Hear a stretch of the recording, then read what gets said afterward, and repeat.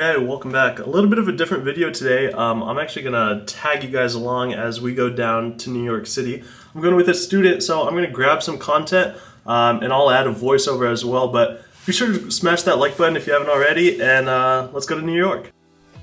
Alright, here I am. So in this first clip, I'm just fueling up the helicopter. With me and Brandon, who you're going to meet in a little bit, that's my student, we can actually take full fuel tanks. So we decided to take full fuel tanks. Having as much fuel as you can just gives you options. And I just, whenever I can, take as much fuel as I can.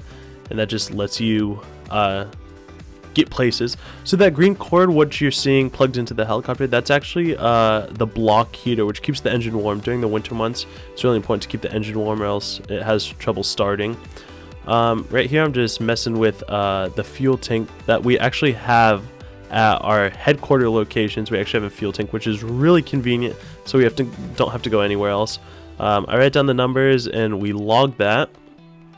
While Brandon is doing the pre-flight, I go upstairs and I am checking the weather, the NOTAMs, any TFRs, which is a temporary flight restriction, and in New York City that's common.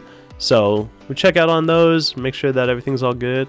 And then this is our little Hawaiian lady, and actually 3 of the instructors from our company went to school in Hawaii, so it's fitting that we have a little hula girl in this helicopter, and this is actually a great helicopter. I love flying it. So Brandon is going through the pre-flight, and I'm just monitoring him at this point, making sure he doesn't miss anything.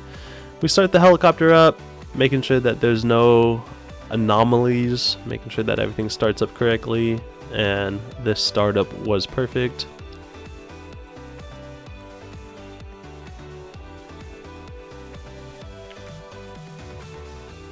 And we go through the whole pre-startup. No problems there, and we take off out of Stewart, which is where our headquarters is, and we're climbing out.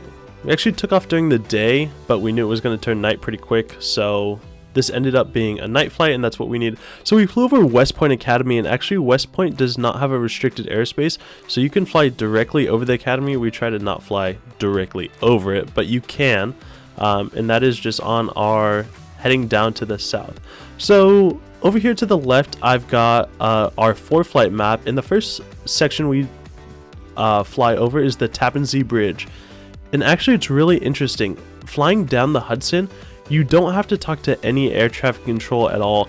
It is entirely pilot to pilot communication on what's called a common traffic advisory frequency. So we're all just talking to each other.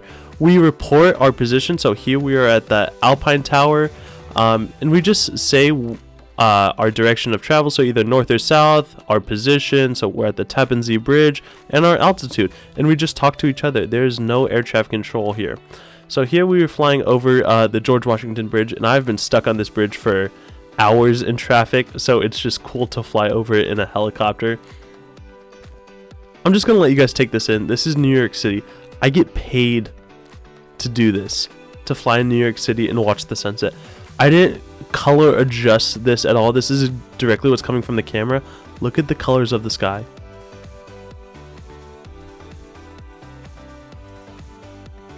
I mean, unreal.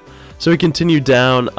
We just make all of those position reports on that common traffic advisory frequency where pilots can talk to each other, and we just report our position, and it's really easy. It is an incredible system. So if you have any hesitations about flying in New York City, it's actually quite easy.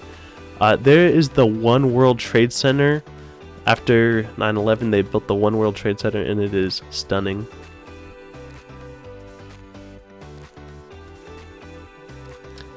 And I think I'm going to zoom into the clock over here. This is just a position report that we make, and that's the clock. And then you can see the Statue of Liberty popping out right there. Look at the sky.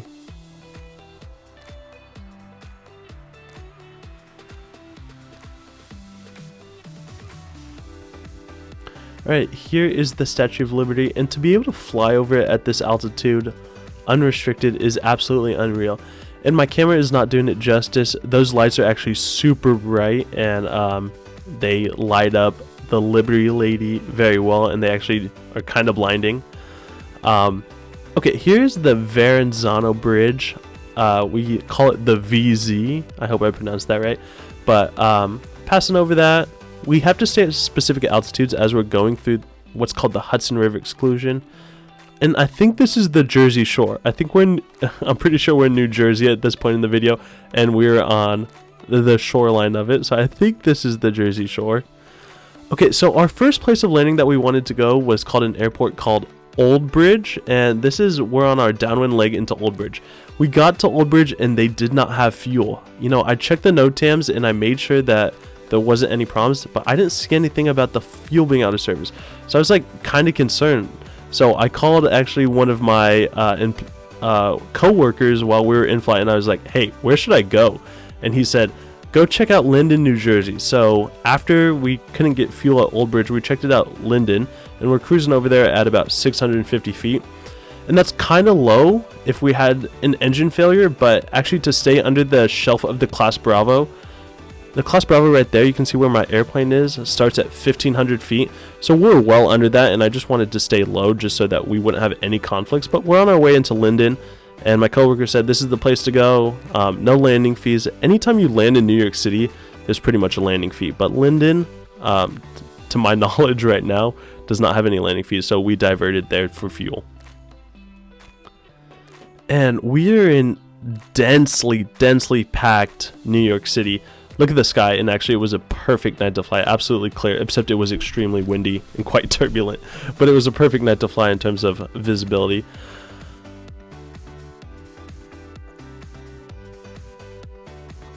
But we're in a super densely packed area, and if we were to have an engine failure, it's just a difficult place to deal with that, so luckily we didn't.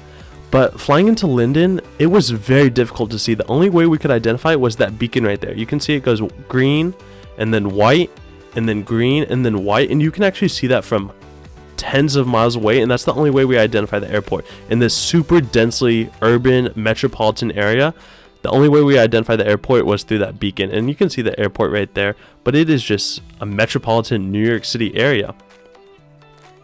So we come in on final here, and we shut down, and we're getting fuel, and actually it's not a self-serve pump here. We land at the pumps, but one of their employees at the FBO there, the fuel base at Linden, actually comes out, and there we are. And we are actually under the shelf of Newark, which is a Class Bravo airport, a massive airport, and we're under their shelf, and we're just getting fuel here, shutting down.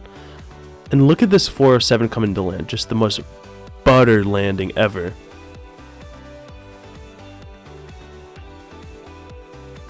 I mean, wow, gorgeous. He is a master at that.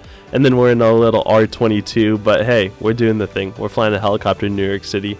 Look at the sky, absolutely perfect. And here's me and Brandon walking into the FBO.